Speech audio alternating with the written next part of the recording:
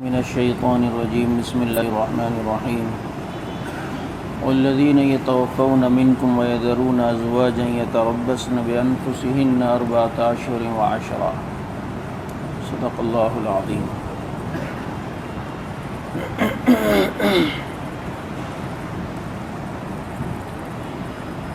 آپ حضرات کے سامنے پانی دینے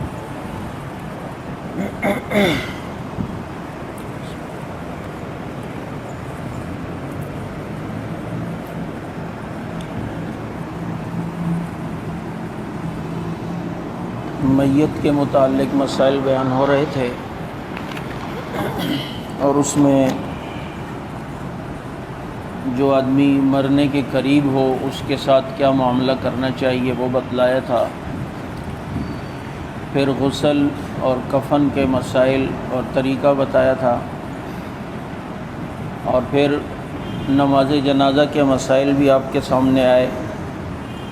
گزشتہ جمعہ آپ کے سامنے دفن کے مسائل آئے تھے کہ مردے کو دفنانے کا سنت طریقہ کیا ہے اور کس طرح دفنانا چاہیے۔ اس کے بعد قبر کے مسائل بھی آئے تھے کہ قبر کتنی اونچی ہونی چاہیے، ایک بالش سے اونچی نہ ہو، قبر پکی نہ ہو، قبر کے اوپر آیتیں نہ لکھی ہوں، قرآن کریم کی آیات کی بے حرمتی ہوتی ہے،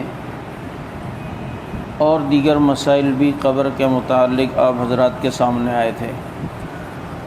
اب کوئی عزیز یا قریبی جس کا انتقال ہو جائے تو جو اس کے ورثاء ہیں، جو پسماندگان ہیں، ان کو چاہیے کہ اپنی میت کے لیے خوب ایصال ثواب کریں، اور ایصال ثواب کا طریقہ جو شریعت نے وہ مطلق رکھا ہے، یعنی اس میں کسی قسم کی قید نہیں رکھی۔ اور فقہ کا ایک اصول ہے کہ المطلق یجری علی اطلاقہ، مطلق اپنے اطلاق پر چلتا ہے۔ جب شریعت نے مطلق ایصال ثواب رکھا ہے کہ آپ کسی طرح بھی اسے ایصال ثواب کر سکتے ہیں، تو اسے قید کرنا تیسرے دن، اور تیسرے دن میں یہ چیز ہی پکانی ہے اور یوں ہی کرنا ہے، یہ ساری قیودات اپنی طرف سے لگ رہی ہیں۔ ایصال ثواب آپ سورہ فاتحہ پڑھ کے بھی اس کو بخش سکتے ہیں، 3 بار سورہ اخلاص پڑھیں، ایک قرآن ختم کرنے کا ثواب ملتا ہے، اس طرح بھی بخش سکتے ہیں۔ کسی غریب کو کھانا کھلا کر، اس کو کپڑا پہنا کر یہ بھی کر سکتے ہیں۔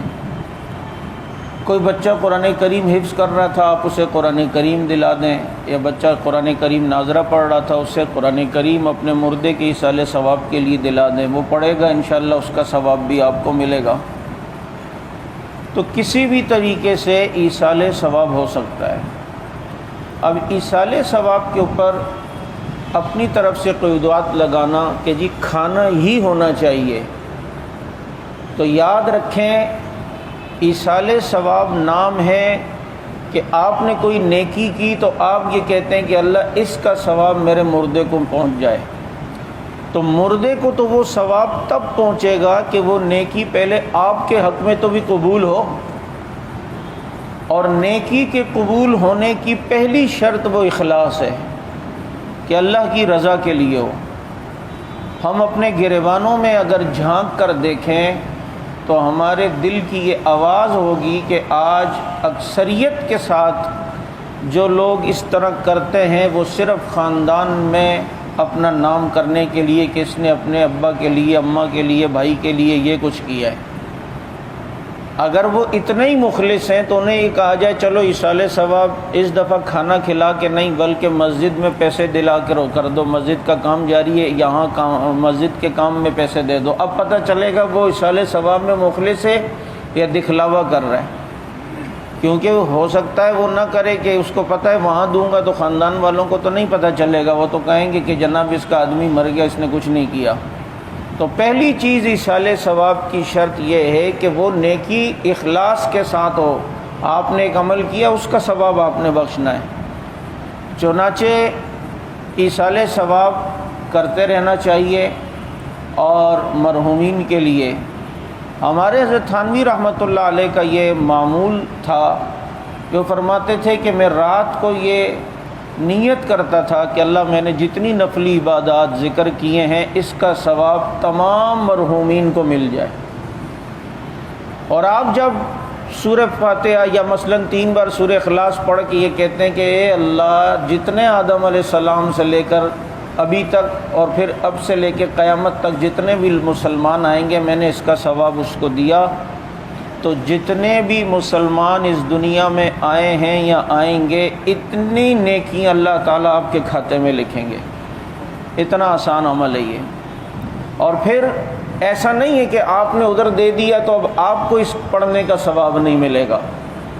میں اس دن کسی کو یہ بات سمجھا رہا تھا تو وہ کوئی دنیا دار ٹائپ کے تھے، وہ کہہ رہے تھے یہ کس طریقے سے۔ میں نے کہا دیکھیں آج موبائل میں کاپی پیسٹ کا آپشن ہوتا ہے، آپ نے ایک میسج کو کاپی پیسٹ کیا، اب آپ اسے کئی گروپوں میں سینڈ کرتے ہیں۔ اب جب آپ نے اس کو کاپی کر کے کئی گروپوں میں سینڈ کیا تو وہ ہر گروپ تک بھی پہنچا ہے، لیکن آپ کے موبائل میں بھی وہ میسج لکھا ہوا موجود ہے، کیونکہ آپ نے اسے فارورڈ کاپی کر کے کیا ہے۔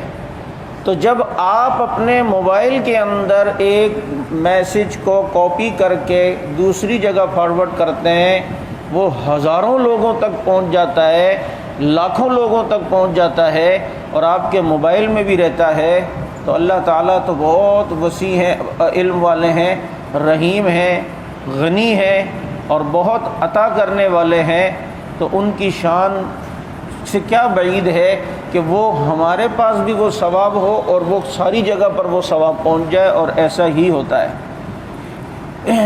تو ایصال ثواب یہ ہے۔ اچھا، پھر اس میں ایک بات پہلے بھی عرض کر چکا ہوں جو بہت اہم ہے کہ دیکھیں اپنے مردے کے ساتھ نیکی کا معاملہ کریں کہ وہ کسی طرح یار اس کی بخشش ہو جائے، اس کو کوئی زیادہ سے زیادہ فائدہ میرے ذریعے سے پہنچے۔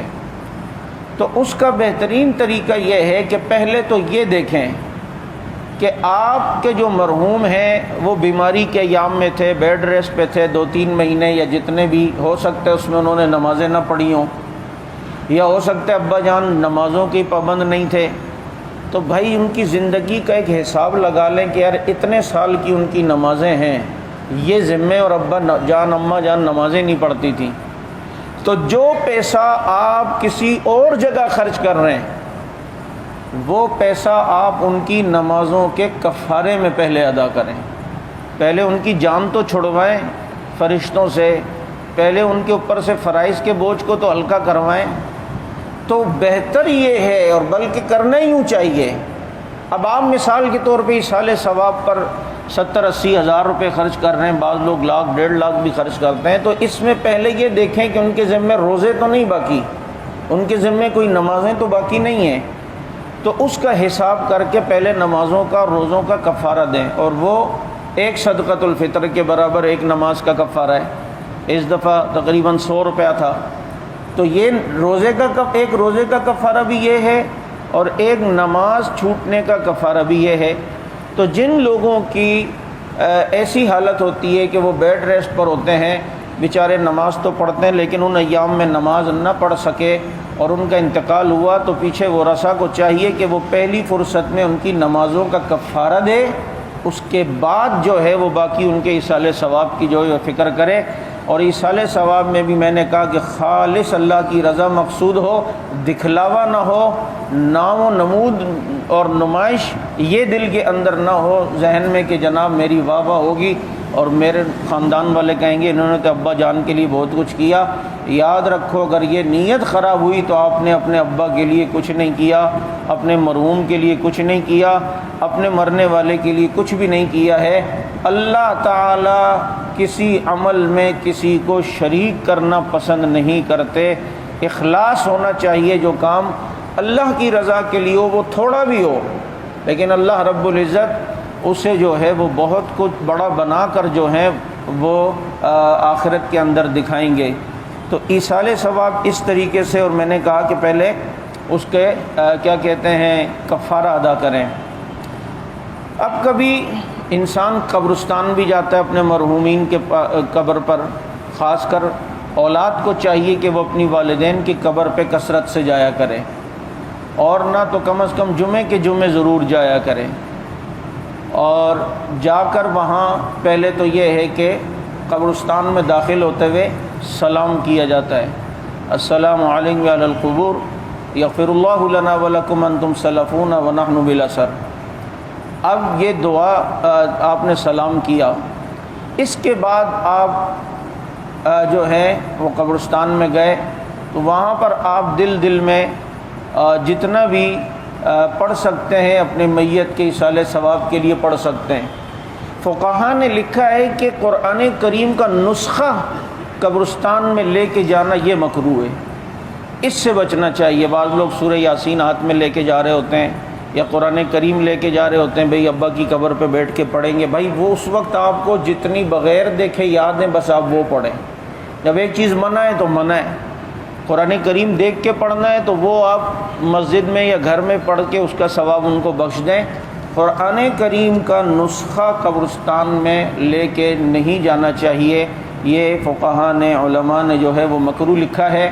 اس کے علاوہ آپ جتنا بھی دعائیں پڑھ سکتے ہیں وہاں بالکل پڑھیں۔ اب اگر دعا کرنی ہے ہاتھ اٹھا کے تو فتاوی عالمگیری میں یہ مسئلہ لکھا ہے کہ دعا اگر آپ ہاتھ اٹھا کے کر رہے ہیں تو منہ آپ کا قبلے کی طرف ہو اور قبر آپ کی پشت کی طرف ہو۔ آپ دیکھیں نماز جنازہ پڑھاتے ہوئے بھی اللہ تعالیٰ نے ہمیں رکوع سجدے کا نہیں کہا کہ شک نہ ہو کہ اس کو سجدہ ہو رہا ہے میت کو، تو قبر کے سامنے یوں ہاتھ اٹھا کے دعائیں جو ہم کر رہے ہیں تو شبہ ہے کہ یہ اس سے تو نہیں مانگ رہا۔ اس لیے فتاوی عالمگیری میں مسئلہ لکھا ہے، اور یہ مسئلہ چونکہ آپ کے مسائل ان کا حل میں مولانا یوسف لدھیانوی شہید رحمۃ اللہ علیہ نے لکھا فتاوی عالمگیری کے حوالے سے، تو حضرت مولانا یوسف لدھیانوی شہید رحمۃ اللہ علیہ کی قبر کے پاس بھی یہ مسئلہ اسی طریقے سے لکھا ہوا ہے کسی دیوار پر، کبھی اگر آپ ان کی قبر پہ گئے ہوں تو دیکھا ہوگا۔ تو پیٹھ وہ قبر کی طرف ہو اور منہ آپ کا قبلے کی طرف ہو، اور ہاتھ جو ہے وہ آپ اٹھا کر اس طرح دعا کر سکتے ہیں۔ قبر کے سامنے ہاتھ اٹھانا یہ چیز جو ہے وہ ٹھیک نہیں ہے۔ یہ تو ایصال ثواب کا مسئلہ ہے۔ اب جو بہت اہم مسئلہ جو ہمارے معاشرے میں اس چیز کی بہت غفلت برتی جا رہی ہے وہ ہے عدت کے مسائل، کہ بہت سی جگہوں پر خواتین عدت نہیں کرتی۔ یاد رکھیں عدت طلاق کی بھی ہوتی ہے اور عدت شوہر کے مرنے کی بھی ہوتی ہے۔ طلاق والی عدت وہ 3 حیض ہے کہ عورت کو طلاق ہوئی، اس کے بعد 3 حیض اس کو آئیں گے، 3 بار ناپاکی ہوگی، پھر وہ جب تیسری دفعہ ناپاک ہو کے پاک ہوئی تو اس کی عدت طلاق کی ختم ہوگی، جس کی تفصیل انشاءاللہ آگے طلاق کے مسائل آپ کے سامنے کبھی آئیں گے تو اس میں بیان ہوگی۔ ابھی فی الحال میت کی عدت ہے۔ شوہر جب مر جائے تو یہ عورت کا حق ہے، جو شوہر کے حقوق میں سے ایک حق ہے کہ عورت کے لیے لازم ہے کہ وہ اپنے شوہر کے مرنے پر 4 مہینے 10 دن تک عدت کرے۔ 4 مہینے 10 دن کی عدت ہے۔ اس میں بھی یہ مسئلہ یاد رکھیں، اگر مثلا شوہر کا انتقال چاند کی پہلی تاریخ کو ہوا تو اب تو 4 مہینے 10 دن پورے گنے جائیں گے، چاہے وہ 128 دن بنے یا 127 دن بنے، 4 مہینے۔ لیکن اگر شوہر کی وفات چاند کی پہلی کو نہیں ہوئی، 2 کو ہوئی، 5 کو ہوئی، 17 کو ہوئی، تو اب جو کاؤنٹ ہوگی گنتی وہ پورے 4 مہینے 10 دن میں جتنے دن بنتے ہیں 130 دن، اب وہ 130 دن کی عدت کرے گی۔ مسلک میں فرق سمجھ میں آ گیا؟ چاند کی پہلی تاریخ کو شوہر مرا تو اس وقت تو 4 مہینے 10 دن، چاہے مہینہ 29 کا بھی ہو، لیکن چاند کی پہلی تاریخ کا انتقال نہیں ہوا بلکہ چاند کی کسی اور تاریخ میں، دوسری میں، 5ویں میں، 7ویں میں، 10ویں میں انتقال ہوا، تو اب یہی سوچا جائے گا کہ ہر مہینہ 30 دن کا کاؤنٹ ہوگا، پھر چاہے وہ 29 کا بھی ہو۔ تو اس لیے اب دنوں کے اعتبار سے عدت گنی جائے گی اور وہ 130 دن عدت کے بنتے ہیں شوہر کے مرنے پر۔ اس میں بعض دفعہ خواتین یہ سمجھتی ہیں، مثلا ناراضگیاں چل رہی تھیں، باپ رہتا تھا کسی ایک بیٹے کے پاس، ماں رہتی تھی کسی دوسرے بیٹے کے پاس، اور 3 سال سے میاں بیوی نے اپنی شکل ہی نہیں دیکھی ایک دوسرے کی، اب ایسی صورت میں شوہر کا انتقال ہو گیا تو وہ کہتی ہیں میاں ہم کہاں سے عدت گزاریں، ہمارے پاس وہ کبھی آئے کہاں ہیں اتنے سالوں سے۔ بھائی عدت تب بھی گزارنی ہے، چاہے شوہر 10 سال سے کہیں باہر ہو اور آپ سے نہیں ملا، اس کے باوجود بھی شوہر کے انتقال پر 4 مہینے 10 دن کی عدت لازمی ہے۔ یہاں تک کہ اگر ایک بچی کا نکاح اس کے باپ نے نابالغی میں کسی سے کرا لیا، وہ بچی ابھی نابالغ ہے اور اس کے شوہر کا انتقال ہو گیا، ابھی رخصتی بھی نہیں ہوئی، تو وہ عدت نابالغ بچی بھی شوہر اگر مر گیا تو وہ بھی 4 مہینے 10 دن عدت گزارے گی، کیونکہ یہ شوہر کے حقوق میں سے۔ ہاں ایسی نابالغ بچی جس کی ابھی رخصتی نہیں ہوئی، طلاق کی عدت اس پر نہیں ہے، لیکن میت کی عدت اس نابالغ بچی پہ بھی ہے جس کی ابھی رخصتی بھی نہیں ہوئی، ابھی وہ اماں ابا کے گھر پہ ہی ہیں لیکن صرف نکاح ہوا ہے، تو عدت اس بچی نے بھی گزارنی ہے۔ تو بڑی اماں تو نے کیوں نہیں گزارنی؟ چاہے وہ اماں جو ہے نا 90 سال کی 100 سال کی بھی ہو جائیں اور اس کے شوہر کا انتقال ہوا ہے تو وہ عدت تب بھی گزارے گی۔ 4 مہینے 10 دن کی یہ عدت اس کے لیے جو ہے وہ لازم ہے۔ اسی طرح اب یہ عدت کاؤنٹ کس دن سے ہوگی؟ اس کے دفنانے کے بعد سے یا شوہر کے مرنے کے دن سے؟ بعض دفعہ کسی کا انتقال پردیس میں ہو جاتا ہے، اس کو لانے میں بھی 2 مہینے لگتے ہیں اور 3 مہینے بھی لگتے ہیں، تو یاد رکھیں جس دن شوہر کا انتقال ہوا اس دن سے عدت کے دن کاؤنٹ ہونا شروع ہوں گے، یہاں تک کہ ایک عورت کو یہ پتہ چلا کہ بھائی آپ کے شوہر کا تو 5 مہینے پہلے انتقال ہو گیا اور ان کو دفنا بھی وہاں دیا، تو اس عورت کی عدت آٹومیٹک ختم ہو جائے گی، کیونکہ 4 مہینے 10 دن گزر گئے ہیں، کیونکہ 4 مہینے 10 دن گزر گئے ہیں، لہٰذا اب اسے انتقال کی خبر بعد میں پتہ چلی، تو پھر اگر انتقال کی خبر 10 دن بعد ملے، 15 دن بعد ملے یا مہینے بعد ملے، تو جس دن انتقال ہوا ہے اس دن سے جو ہے وہ عدت کا شمار ہوگا اور اس دن سے عدت کے دن کاؤنٹ کیے جائیں گے۔ اسی طرح یہ بات یاد رکھیں، اب عدت کے اندر اب عدت کی کیسے جاتی ہے؟ تو عورت اپنے شوہر کے گھر ہی میں عدت گزارے گی اگر اسے وہاں کوئی خطرہ نہیں ہے۔ ہاں اگر ایسا گھر ہے کہ محلہ ہی بالکل عجیب ہے اور اس عورت کی جان کو خطرہ ہے، اس عورت کی عزت کو خطرہ ہے، تو اس عورت کے بھائی یا اس عورت کا والد اگر اسے اپنے گھر میں عدت گزارنے کے لیے لاتا ہے پھر تو ٹھیک ہے، ورنہ اگر ماحول صحیح ہے، اس کے بچے بھی ہیں بڑے ہیں، تو وہ عدت اپنے شوہر کے گھر ہی پہ گزارے گی 4 مہینے 10 دن۔ اب عدت جیسے ہی اس عورت نے 4 مہینے 10 دن ایک سوگ کا انداز، غم کا انداز یہ دکھانا ہے، اور اس کا طریقہ یہ ہے کہ وہ بناؤ سنگار نہیں کر سکتی، بناؤ سنگار نہیں کرے گی۔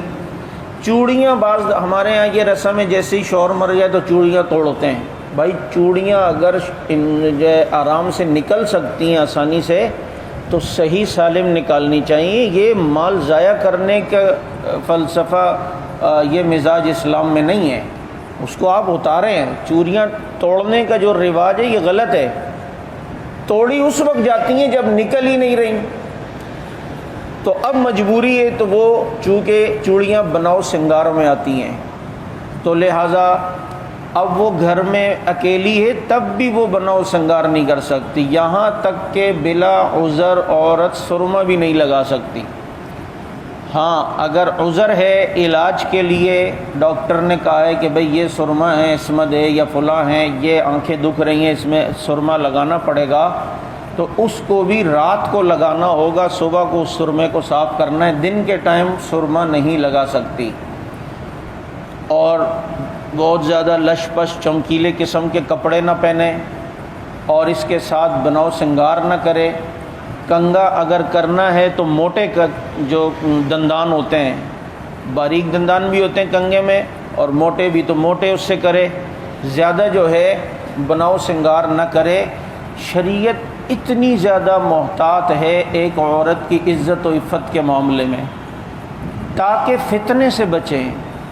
ایسی حالت میں اگر کسی کا ارادہ ہے کسی بیوہ سے نکاح کا کہ یار اس کا شوہر مر گیا ہے چلو اس کا سہارا، تو اس عدت کے ایام میں نکاح کا پیغام بھیجنا کہ عدت کے بعد میرا آپ سے ارادہ ہے، یہ بھی جائز نہیں ہے کہ جناب اس کے عدت کے ایام میں، عورت کی عدت کے ایام میں اس کو کوئی نکاح کی ترغیب دے یا نکاح کی بات کرے، یہ بھی نہیں۔ ابھی اس کو پوری طرح اپنے شوہر ہی کی طرف متوجہ رہنی ہے، کیونکہ یہ 4 مہینے 10 دن تک اس کی پھر بھی بیوی ہے۔ اب یہ عدت کے ایام میں یہ عورت اپنے گھر کی 4 دیواری میں جہاں جائے جا سکتی ہے۔ بعض جگہوں پر یہ رسم ہے کہ ایک کمرے میں بٹھا دیا، وہ بیچاری اسی کمرے کی رہتی ہے، نہیں، اگر گھر میں صحن ہے صحن میں آ سکتی ہے، اس کمرے سے اس کمرے میں جانا چاہتی ہے اس کمرے میں جا سکتی ہے، صحن بڑا ہے صحن میں آ کے بیٹھ سکتی ہے، لیکن غیر محرم کے سامنے نہ آئے۔ غیر محرم میں چچا زاد بھائی، ماموں زاد بھائی، پھوپھی زاد بھائی، دیور جیٹھ، یہ سارے آتے ہیں۔ ایسا نہ ہو کہ دیور کے سامنے بھی آ رہی ہیں، کزن بھی آ رہے ہیں۔ انتقال ہو جاتا ہے کسی عورت کی شوہر کا تو بعض جگہوں پہ کزن ملنے آتے ہیں، بھائی اچھا نہیں لگتا نا، وہ کہیں گے ملنے بھی نہیں ہے، اچھا لگے نہ لگے، ہم نے اپنی خواہش پہ نہیں چلنا، ہم نے شریعت کو دیکھنا ہے، لہٰذا اب وہاں اس سے آپ بات بھی نہیں کر سکتے بلا عذر۔ چنانچہ یہ عورت بغیر کسی عذر کے گھر سے باہر نہیں جا سکتی۔ عذر کس کو کہتے ہیں کہ بہت مجبوری ہو، ایسی بیمار ہو گئی کہ اب ڈاکٹر کے پاس جانا ضروری ہے، تو اب مجبوری میں پردے کی حالت میں یہ ڈاکٹر کے پاس جا سکتی ہے اور پھر جتنی جلدی ہو سکے واپس گھر کے اندر جو ہے وہ آ جائے، لہٰذا عذر کے ساتھ ہو سکتی ہے۔ اب عذر میں فقہا نے یہاں تک بھی لکھا ہے کہ ایک ایسی عورت ہے جس کا کوئی ہے ہی نہیں، اب وہ کسی کے گھر پہ مزدوری کرتی تھی، کام کرتی تھی، اور محلے والے بھی ایسے شم قسم کے ہیں کہ اس کو کچھ دیں گے بھی نہیں، کھانا بھی نہیں پہنچائیں گے، تو اب زندگی تو گزارنی ہے نا، تو یہ عورت عدت کے دنوں میں مجبوراً گھر سے نوکری کے لیے جا سکتی ہے اور جا کر واپس رات اپنے گھر پہ ہی آنا ہے، اور واپس جو ہے وہ رات کو اپنے گھر پہ آ سکتی ہے۔ یہ اس کی عذر کی وجہ سے اس کو شریعت نے جو ہے وہ اجازت دی ہے۔ اس کے علاوہ اور بھی عذر کے بہت ساری صورتیں ہوتی ہیں، جیسے مولانا یوسف لدھیانوی شہید رحمۃ اللہ علیہ سے کسی نے پوچھا، ان کی کتاب میں آپ کے مسائل اور ان کا حل میں بھی یہ مسئلہ لکھا ہے کہ مثلا کسی کا شوہر قتل ہو گیا تھا یا کچھ ایسا، تو اس نے ملزموں کو پہچاننے کے لیے عدالت میں اس کو بلایا جا رہا ہے، تو اب یہ بھی چونکہ عذر ہے تو ایسے عذر میں بھی وہ جا سکتی ہے عدالت میں ملزم کی شناخت کے لیے اور اس کو پہچاننے کے لیے۔ اس کے علاوہ جو چیز عذر نہیں ہے وہ عذر نہیں، مثلا اس عورت کے بھائی کا انتقال ہو گیا تو اب یہ اس کے دیدار کے لیے نہیں جا سکتی، کہیں شادی ہے یہ اب اس کے لیے نہیں جا سکتی، کیونکہ یہ ایسی چیز نہیں ہے کہ جس کے بغیر رہا نہ جا سکے، زیادہ ہی شوق ہے ان کی میت کو اس کے گھر پہ لے آؤ دکھانے کے لیے، اور جناب دکھا دو اور چہرہ دکھا دو، اس طریقے سے ہو سکتا ہے۔ باقی کسی شادی میں جانا چاہے کہ جی قریبی شادی ہے وہ تو ناراض ہوں گے، اب یہاں ناراضگی برازگی کو نہیں دیکھنا، یہاں پر اللہ تعالیٰ کے حکم کو جو ہے وہ دیکھنا ہے کہ کہیں وہ نہ ٹوٹے۔ اچھا، بعض دفعہ ایک عورت کی عدت کم بھی ہو سکتی ہے 4 مہینے 10 دن سے، اور زیادہ بھی ہو سکتی ہے، اور وہ کب کہ یہ عورت حالت حمل میں ہو اور امید سے ہو۔ اب یہ عورت اگر امید سے ہے، اس کے شوہر کا انتقال ہوا اور دوسرے دن اس کا بچہ ہو گیا، بس عدت ختم۔ اور یہ بھی ہو سکتا ہے کہ اس کے شوہر کا انتقال ہوا اور یہ ابھی امید سے ہے اور 1 مہینے کی امید سے ہے، تو باقی سے 8-9 مہینے انتظار کرنا پڑے گا، تو یہ 8-9 مہینے اس کی پھر عدت بن جائے گی، جب تک بچہ نہ ہو، اولاد نہ ہو، اس وقت تک پھر اسے عدت گزارنی پڑے گی۔ وضع حمل کے بعد پھر عدت ختم ہوگی۔ بعض لوگ ہوتے ہیں دنیا سے چلے گئے، پیچھے پریگننٹ ہے بیوی اور ابھی دوسرا مہینہ چل رہا ہے، پہلا مہینہ چل رہا ہے، تو اب جب تک وہ بچے کو جنے گی نہیں اس وقت تک اس عورت کی عدت ختم نہیں ہوگی۔ لہٰذا اس عدت کے ایام میں اس عورت کو ہر طرح کے بناؤ سنگار اور اس چیز سے جو ہے وہ بچنا چاہیے۔ بعض جگہوں پر عدت کے معاملے میں بہت غفلت کا مظاہرہ کیا جاتا ہے اور عورتیں جو ہیں وہ عدت نہیں گزارتی، یہ بہت بڑا گناہ ہے اور یہ حرام کام ہے عدت کا نہ کرنا۔ اس لیے اس چیز کی طرف بھی جو ہے وہ معاشرے کی توجہ ہونی چاہیے۔ اب یہ تو عدت کے مسائل ہو گئے اور ایصال ثواب کے مسائل بھی آپ حضرات کے سامنے جو ہے وہ کر دیے ہیں بیان میں نے۔ اس کے بعد وراثت کا جو معاملہ ہے تو یاد رکھیں ہمارے یہاں وراثت کے مسئلے میں بہت زیادہ غفلت کا مظاہرہ کیا جاتا ہے، خاص کر عورتوں کے متعلق کہ بھائی بہنوں کو حصہ نہیں دیتے، یہ ایسا کام نہ کیا کریں۔ عورت کا بھی حصہ ہے، وہ الگ بات ہے کہ مرد کے 2 حصے ہیں اور عورت کے 1 حصے ہیں۔ مثلا ایک آدمی کے ایک بیٹا اور ایک بیٹی ہیں اور وہ 3 لاکھ روپے چھوڑ کے مرا اور کوئی وارث نہیں ہے، تو اب 2 لاکھ ایک بیٹے کو ملیں گے اور 1 لاکھ اس کی بیٹی کو ملیں گے۔ لیکن عموماً یہ بھائی جو ہوتے ہیں یہ قبضے کر کے بیٹھ جاتے ہیں جائیدادوں پہ، عورت کو عزت نہیں دیتے، عورت کو وراثت میں حصہ نہیں دیتے۔ تو یاد رکھیں یہ ظلم ہے، یہ ناجائز ہے اور یہ حرام ہے۔ اگر کسی نے کسی کی زمین کا ایک چھوٹا سا ٹکڑا بھی ناجائز طریقے سے لیا، قیامت کے دن زمین کے یہ حصہ 7 زمینیں اس کے گلے میں توق بنا کے ڈالی جائیں گی۔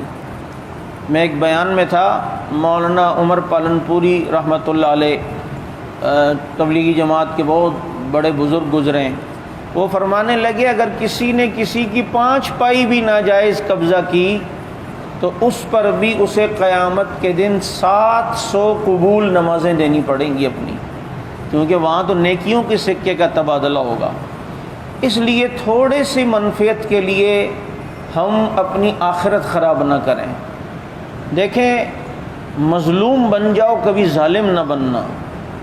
اگر کسی جگہ پہ یہ مسئلہ بن جائے، ایک دیوار کھڑے کر، وہ کہے نہیں بھائی یہ دیوار کا حصہ آپ کی جگہ میں نہیں ہے بلکہ یہ حصہ ہے، اب یہ 2-2 انچ کے لیے ہم لڑتے ہیں، تو چلو یہ سوچ لو یار ممکن ہے اسی کا ہو، اگر اس کا ہوا تو میرے آخرت میں کیا ہوگا؟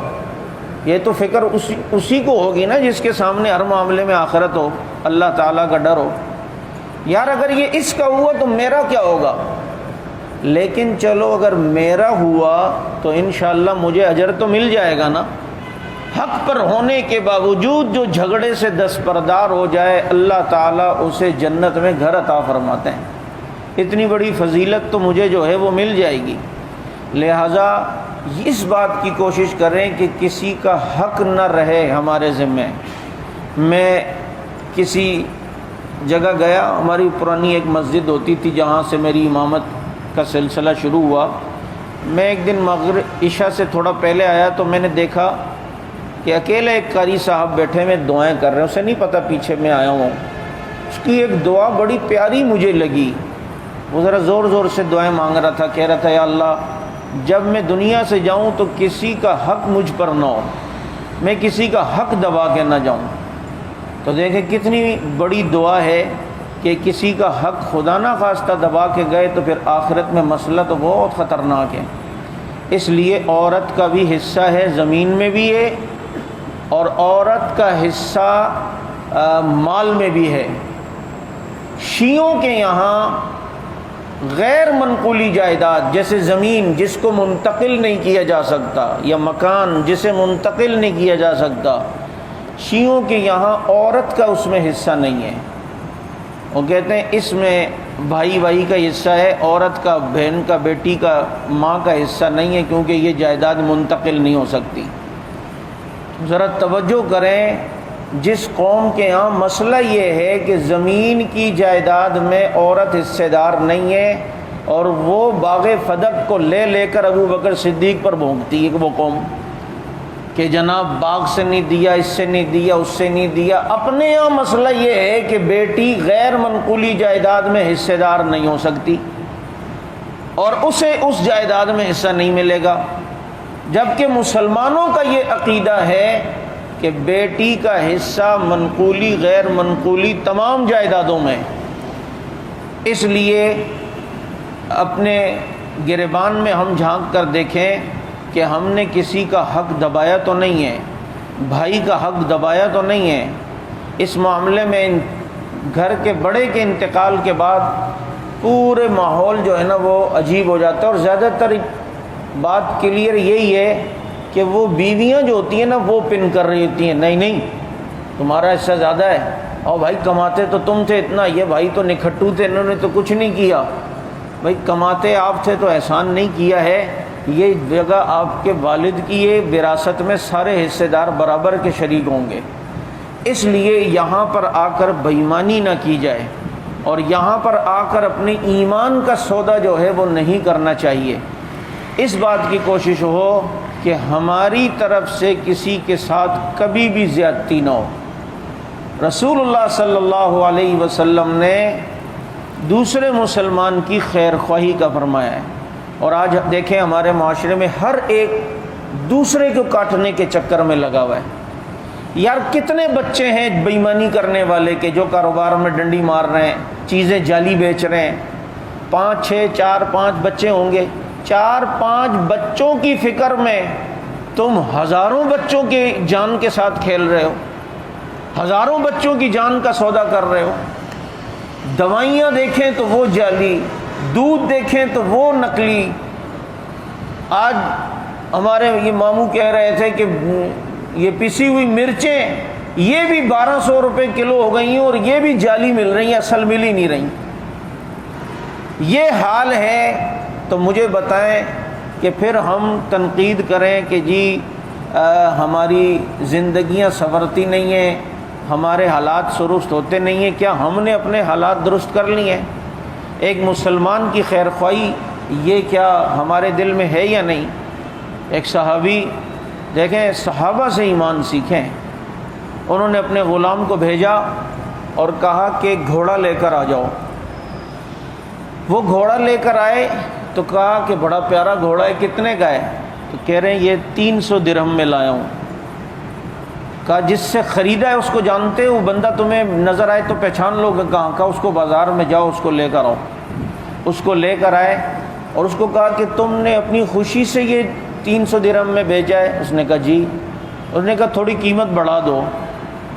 وہ حیران ہوا کہ یہ پہلا گھاک دنیا میں دیکھا ہے جو قیمت بڑھانے کا کہہ رہا ہے، ورنہ ادھر گھٹانے کا لوگ کہتے ہیں۔ انہوں نے کہا چلو 400 درہم کر دوں؟ کہا نہیں تھوڑا اور بڑھا لو۔ کہا 500 کر دوں؟ کہا نہیں تھوڑا اور بڑھا لو۔ 600 700 800 نہیں اور بڑھا لو۔ انہوں نے کہا 900 درہم کر دوں؟ کتنے 300 درہم کا آیا تھا؟ کہا ہاں 900 درہم ٹھیک ہے، میں اس پہ راضی ہوں۔ 600 درہم مزید دیے۔ وہ لے کر حیران ہوا۔ غلام بھی کہتا ہے حضرت اس نے اپنی خوشی سے بیچا ہے۔ اور مسئلہ بھی یہ ہے کہ ایک آدمی آپ کو اپنی چیز جتنے بھی بیچ رہے ہیں آپ اس کے لیے ٹھیک ہے، آپ خرید سکتے ہیں، جائز ہے، لیکن بعض جگہ فتویٰ نہیں ہوتا، تقویٰ بھی کوئی چیز ہوتی ہے۔ تو اس صحابی نے فرمایا کہ میں نے اپنے نبی سے یہ وعدہ بیعت کی تھی اور یہ وعدہ لیا تھا میرے نبی نے مجھ سے کہ مسلمان کی خیر خواہی کرنا۔ اس بیچارے کو اس گھوڑے کی قیمت کا اندازہ نہیں تھا، یہ 300 والا گھوڑا نہیں تھا، یہ 900 کا تھا۔ اس کو چونکہ بے خیالی اور غیر شعوری طور پر، لاشعوری طور پر اسے نقصان ہو رہا تھا، اس لیے میں نے اسے اس کے نقصان سے بچایا ہے۔ اللہ تعالیٰ ساری امت کی طرف سے ان صحابہ کرام کو جزائے خیر نصیب فرمائے۔ کتنے عجیب اور عظیم انسان تھے، اور ہمارے لیے وہ ستاروں کی مانند تھے کہ جن کے راہ پہ چلنے پر ہمیں ہدایت ملے۔ ورنہ آج تو کاٹنے کی کوشش ہوتی ہے کہ پتہ چلے کہ یار یہ قیمت میں اتنی مہنگی ہے، اور اس سے بیچارے سے غلطی سے نکل گیا منہ سے اتنا، اچھا جلدی کرو، ہاں بس ٹھیک ہے، اچھا اس میں بھی پہلے سیاڑا پن یہ کریں گے، کوشش کریں گے یار یہ تو بہت زیادہ ہے، تھوڑا اور کم نہیں کر رہے تاکہ اس میں سے بھی میں کاٹوں۔ میرے دوستو یہ کام ہے تو بہت مشکل، اگر جس کی جتنی قیمت اور آپ جانتے ہیں، لیکن خدا کی قسم اس کے بعد جو آپ کے دل کو اللہ سکون دے گا نا، وہ آپ کروڑوں روپے خرچ کر کے بھی حاصل نہیں کر سکتے۔ یہ مال آدمی کماتا کیوں ہے؟ سکون کے لیے، راحت کے لیے، روح خوش ہو میری، دل میرا مطمئن ہو۔ جب ہمارے مال کے ذریعے سے ہمیں سکون ہی نہ ملے تو پھر ہمیں اس مال کا فائدہ کیا ہے؟ یہ ہے کام تو مشکل، لیکن جب اس کام پر ہم ایگری ہو جائیں اور ہم جب اس کام کو قبول کر لیں، اس تقوی والے کام کو، یقین کریں اللہ تعالی ہمیں سکون ضرور عطا فرمائیں گے۔ آج پتہ ہے کہ فلاں چیز بیچ رہا ہے اور یہ پتہ ہے کہ یار یہ چیز سمجھ رہا ہے کہ سلور ہے، حالانکہ وہ چاندی ہے، اور آپ اسے کہتے ہیں ہاں ٹھیک ہے اتنے کی، بھائی آپ اسے بتا دو یہ چاندی ہے تاکہ اس بیچارے کو پتہ چلے کہ جناب میں نقصان سے بچ گیا ہوں اور اس نے مجھے نقصان سے بچایا ہے۔